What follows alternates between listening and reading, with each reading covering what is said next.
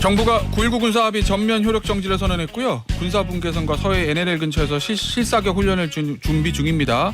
자, 민주당은 이러한 정부의 대응에 대해서 강하게 비판하고 있는데 국방위 오선의 안규백 더불어민주당 의원입니다. 안녕하세요. 네, 반갑습니다. 안규백입니다. 의원님 국방위 굉장히 오래 하셨죠? 국방위는 초선 때부터 계속 일관되게 국가안보 관점에서 일관되게 해왔습니다. 그래서 아무래도 이런 문제에 대해서 민주당 내에서도 가장 전문가가 아니실까 싶은데 국방위 안지면 하셨으니까. 자, 이 9.19 군사합의 효력 정지 여기에 대해서 소인배 정치다 이렇게 비판하셨어요. 이걸 왜 소인배 정치라고 보신 거예요? 그러니까 모름지기 정치라 하면은 어떤 한순간의 인기나 영합보다는 국가의 미래와 장래를 보고서 이 얘기를 해야 되는데 순간적인 찰나적인 인기 영합주의로 그렇기 때문에 이런 얘기가 저는 나온다고 생각합니다. 국가적 관점에서의 어떤 큰 대의를 보고서 이것을 생각해야지 정권의 소리나 작은 이익에 얽매여서는 안 된다는 생각을 갖게 되는 것이죠. 그래서 9.19 군사 합의뿐만 아니라 현재 현 정권이 모든 것이 그 외교안보 기조가 반민주주의 이런 데에서 기초하고 있지 않나 이런 생각을 갖고 그래서 소인배 정치라고밖에 평가할 수 없다 이런 생각입니다. 그러면 이게 윤석열 대통령이 어떤 국가 안보를 위해서라기보다는 지금 지지율을 높이기 위한 보수층에 결집시키기 위한 대북 강경책 뭐 이런 거다 이렇게 보시는 그렇습니다. 거예요? 그러니까 외교안보 정책은 어느 나라든지 국가 이익 관점, 국익 관점 그리고 평화를 목적으로 그것을 바라봐야지 그것이 어떤 찰나적이고 눈에 보이는 이익 관점에서 보면 굉장히 나라가 위태롭다 이런 생각입니다. 저는 북한의 도발이 근본적으로 근원적으로 잘못돼 있지만은 거기에 우리가 맞장구 쳐서 북한하고 똑같이 에스컬레이팅 하면은 안 된다는 생각이죠. 우리는 한반도를 살아가고 있으면서 뭡니까 이 북한이란 이 자체를 저는 두 가지 얼굴을 가지고 바라봐야 된다. 왜냐하면 우리의 한민족이면서 동시에 한민족이면서 동시에 우리의 적대 국가입니다. 그래서 우리는 시대를 현실 한반도를 살아가고 있는 우리의 숙명이 아닌가 싶어요. 그래서 그들을 두 눈으로 바라봐야지 한 눈으로 바라보면은 굉장히 우리 민족 자체가 위험하다. 이것이 우리가 타고난 숙명이다 이렇게 생각합니다. 자, 그런데 이제 정부의 논리는 쉽게 말씀드리면 대북 억지력 확보 이거거든요. 북한이 오물풍선 보내고 미사일 쏘고 GPS 교란하고 거기는 할 거 다 하는데 우리는 아무것도 하고 있지 않으면 대북 억지력을 확보하지 못한다. 최소한 우리도 뭔가 할 수 있는 가능성을 열어둬야 북한이 좀 조용해질 거 아니냐 뭐 이런 거 아니겠습니까? 그 부분 어떻게 보세요? 억지력 확보라는 측면. 억지력 확보라는 측면이 단순히 오물을 쏘아 붙여서 도발을 해서 그것으로 하여금 9.19 군사 합의를 효력 정지시킬 수 있는 것으로 할 수 있는 것인가 이 부분에 대해서는 상당히 저는 회의적이라는 생각을 굉장히 갖습니다. 그럼 그 말씀은 9.19 군사합의 효력 정지 이 카드랑 상관없이 북한은 계속 도발할 거다 이런 의미신 건가요? 실질적 효과가 없을 거란 말씀이세요? 이 억지력 확보 측면에서? 6.25 전쟁 이후에 북한은 끊임없이 도발을 이어왔습니다. 도발을 이어왔지. 북한은 사실 하운주 주나라 시대 이후에 최초의 봉건주의 나라입니다. 봉건주의 나라입니다. 주나라 이후에요. 그것을 정상적인 국가로 보면은 안 된다는 것이죠. 왜냐하면은 인민들이 김정은, 김일성 누굽니까? 이 사람들을 바라보면서 눈물을 흐르지 않습니까? 그것이 정상적인 사람이 아니라 인간이 아니라 신으로 보기 때문에 그들을 보고 눈물을 흘리지 않습니까? 이건 정상적인 국가가 아니지 않습니까? 그러면 의원님 말씀은 그런 정상 국가가 아니기 때문에 우리가 어떤 억지력 확보라는 측면에서 정책을 써도 북한은 계속적으로 도발을 할 것이다 이 말씀이신 거죠. 그래서 얼레고 달래고 당과 채찍을 동시에 가져서 해야 되는 것이지 일반 보통 국가의 정상 국가로 보면 안 된다는 얘기입니다. 그럼 계속 달래기만 해야 된다는 말씀이세요? 아니죠. 잘못하면 가해야죠. 그러니까 그리고 국제사회에다 예. 호소도 해야 되고. 그러니까 정부는 그 채측을 9.19 군사합의 효력 정지 이거로 쓰는 거 아니에요 이번에는? 그래서 저는 예. 이런저런 문제를 가지고 이것을 효력 정지시킨다는 것은 예. 저는 윤석열 정부가 국정의 낮은 지지율을 만회하기 위한 예. 하나의 어떤 그 국면 전환용이 아닌가 싶은 생각이 들어요. 다른 카드를 얼마든지 써서 예. 해야 되지 않겠습니까? 어떤 카드가 있을까요? 그 야당 국방위 차원에서 아이디어를 좀 정부해 주시면 어차피 이 외교 안보는 야당과 여당 다 동일한 공통 그렇죠. 목표를 이 가지고 안 보이는 여야가 없죠. 안 보이는 여야가 없는데 예. 어쨌든 전쟁 중에도 소통을 해야 되듯이 예. 우리가 인내와 끈기를 가지고 끝까지 북한이란 그 상대에 대해서 예. 소통할 수 있는 방법을 해야 되지 않겠습니까? 알겠습니다. 이 오물풍선이라는 거요. 네. 의원님 국방이 오래 계셨지만 이거 처음 보셨죠 이런 거. 오물풍선. 지저분한 도발 행위죠. 예.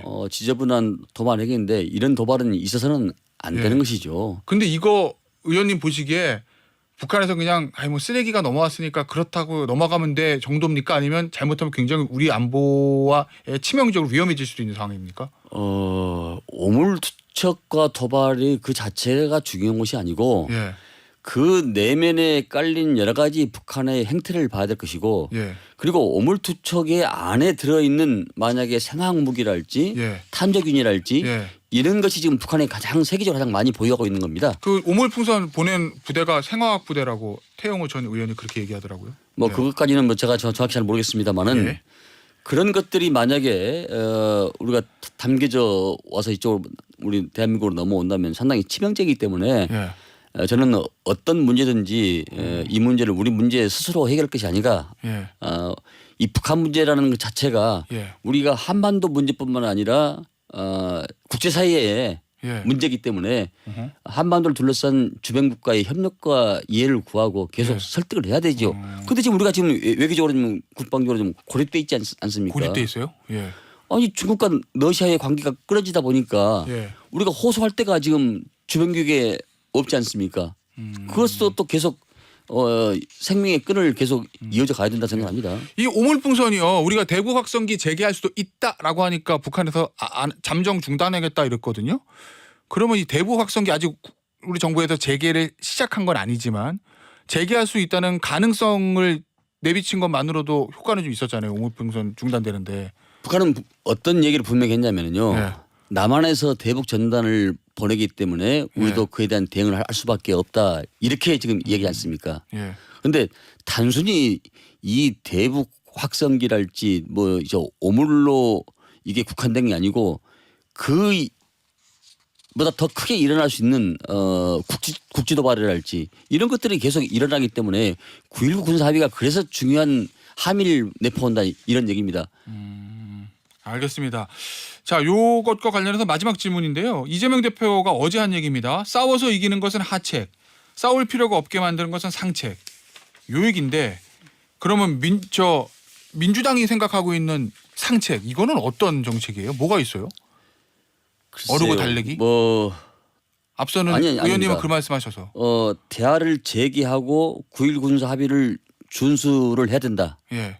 그리고 이 부분에 대해서 북한이 이렇게 국가 간의 합의 사항을 준수를 지키지 않고 있는 것에 대해서 국제사회한테 또 호소도 해야 되는 것이고 또 이해도 구해야 되는 것이고 계속 이해해야 됩니다. 그래서 이건 어떤 일이 있더라도 대화 재개는 반드시 필요하다라는 것이 기본적인 생각입니다. 이 남북 문제는 말이죠. 하나 주고 하나 받는 이런 차원의 문제가 아니고 여러 가지 복합적인 내소가 포함되어 있는 그 고차원적인 방식입니다. 그래서 저는 이 한반도 문제가 북한이 우리뿐만 아니고 주변 국가의 협력과 이해를 구하면서 이 문제를 풀어가야 된다 이렇게 생각을 하고 있는 것입니다. 예, 알겠습니다. 의원님, 민주당 당내 얘기 질문 좀 들어볼게요. 예. 어제 보니까 민주당에서 굉장히 중요한 회의가 있었더라고요. 전국 국회의원 그다음에 전국 지역위원장 연석회의. 그러니까 이번 총선에 출마해서 당선된 분들, 낙선된 분들 다 모인 자리인데 거기서 보니까 당원권 강화안 그다음에 당대표가 대선 1년 전 사퇴하지 않아도 되게 하는 안 이런 거 집중 토론했다고 저 보도가 돼 있었습니다. 네. 보니까 대체로는 좀 수용하는 분위기고 중진들 중심으로는 좀 반대가 좀 있었다. 뭐 이런 보도가 있던데 실제 어땠습니까? 망고불변의 법은 없다고 생각합니다. 예. 지금 여러 가지 지금 이야기가 나오고 있는데 저는 지금 인류사를 보면은 현재 우리가 살아가고 있는 세대는 보통의 시대는 기성세대가 젊은 세대를 가르치는데 젊은 세대가 기성세대를 가르치는 이런 형국이거든요. 이를테면 책 GPT랄지 AI랄지 컴퓨터랄지 이것도 저는 잘 모르는데 젊은 애들한테 저희들이 좀 배우고 있지 않습니까? 그런 시대이기 때문에 시대의 변화가 빠르다. 시대 변화가 빠르기 때문에 당원 주권 시대에 맞춰서 정당도 그에 대한 기민하게 대처를 해야 된다. 다만 지금 뭐 원내대표 20% 또 국회의장 20%를 당원 의사를 반영해야 된다 생각하는데 아직은 좀 각 단위에서 논의를 하고 있습니다만은 저 생각은 그러니까 원내대표는 당직이기 때문에 당원의 의사를 반영하는 것이 타당할 수 있지만은 국회의장은 당원뿐만 아니라 국민 전체를 바라봐야 하기 때문에 이 점은 맞는가에 대해서는 여러 가지 더 논의가 좀 필요한 시점이 아닌가 이렇게 생각합니다. 다만 당원권을 강화해야 된다는 전체적인 전반적인 방향성에 대해서는 찬성한다 이런 입장으로 제가 그렇습니다. 네, 알겠습니다. 왜냐하면은요. 기실 한 7, 8년 전만 하더라도 4, 50만의 당원에서 지금 145만 50만에 가까운 권리당원이 있고 일반 당원 250만입니다. 세계에 찾아볼 수 없는 정당사에 많은 당원이 있기 때문에 그 당원의 의사를 일정 부분 반영시키는 것도 하나의 시대 정신이 아닌가라는 생각을 합니다. 그리고 또 하나 이슈가 됐던 거 이거 어떻게 보세요? 원래 이제 민주당이 대선 전 1년 전에는 당대표 사퇴하는 거잖아요. 국민의힘은 1년 6개월. 그러니까 그게 이제 당권 대권 분리 요것 때문에 이제 그러는 건데 그거를 좀 개정하자는 움직임이 있습니다. 그게 이제 좀 비판적인 시각으로 보면 이재명 대표 대선 가는데 꽃길 깔아주려는 거 아니냐 뭐 이런 비판적인 시각이 있고 그런데 장경태 최고위원은 대통령 뭐 임기 단축 개헌이나 탄핵이 있을 수도 있으니 그거 대비하는 차원이다. 뭐 또 일각에서는 지방선거를 대비하기 위한 차원이다. 그러니까 이재명 대표 당대표 기간을 좀 늘리는 게 맞다. 뭐 이런 얘기 등인 것 같아요. 의원님 어떻게 보십니까 그거? 누구든지 말은 자유롭게 할 수 있습니다만은 대표의 그 임기를 연장하냐 안 하냐는 그 문제가 중요한 것이 아니고 정당은 항상 가변성과 변동성이 큰 집단입니다. 뭐 한국 정치가 또 그러니까요. 네, 그렇죠. 그래서 타당에도 외에 없는 규정이 없듯이 다 외가 있거든요. 그러면 지금 현재 우리 당의 당헌 당규를 보면은 1년 전 사퇴 이 외에는 없습니다. 그러니까 외의 조항이 없다는 얘기죠. 이 모든 조항은 다 외의 조항이 있는데 영어에서도 문법에서도 다 그 악센트 같은 것도 다 외의 조항이 있지 않습니까? 그런데 정당의 이 당은 헌법이 외의 조항이 없기 때문에 그 외의 조항을 집어넣어서 다른 당처럼 외의 조항을 집어넣어서 융통성을 좀 가져야 된다. 이런 것만 판단해서 당헌 개정 이야기가 나오지 않나 싶은 생각입니다. 어제 보니까 연석회의에서 나왔던 얘기인 것 같은데 김영진 의원이 다음 대표 임기를 2025년 12월 말까지로 정해서 논란의 여지를 차단하자 이렇게 의견을 냈다는 거거든요. 그럼 이거는 어쨌든 차기 대선까지는 이재명 대표가 만약에 이번에도 연임을 한다고 가정하면 다음 대표가 쭉 가지고 가자. 당권 대권 분리하지 않아도 된다. 뭐 이 얘기로 들리는데 이 안은 어떻게 보세요? 글쎄 뭐 제가 그 부분에 대해서 김 의원하고 토론을 안 해서 제가 뭐 말할 단계는 아닙니다만은 법률에 정해진 당헌 당규는 지켜야 되는 것이고 그 지키되 외의 조항이 필요하면 외의 조항을 집어넣는 것이 그 시대 정신에 저는 부합하다고 생각합니다. 제가 주로 전당대회 준비위원장을 많이 했지 않습니까? 전당대회를 앞두고서 항상 당헌 당규가 개정이 되는데 보통의 사람과 시민들은 왜 전당대회를 앞두고 당헌 당규를 바뀌냐고 얘기를 하는데 전당대회를 앞두고 당헌 당규를 바꾸는 겁니다. 그래서 전당대회 준비위원회가 당헌상이 있는 겁니다. 통상은.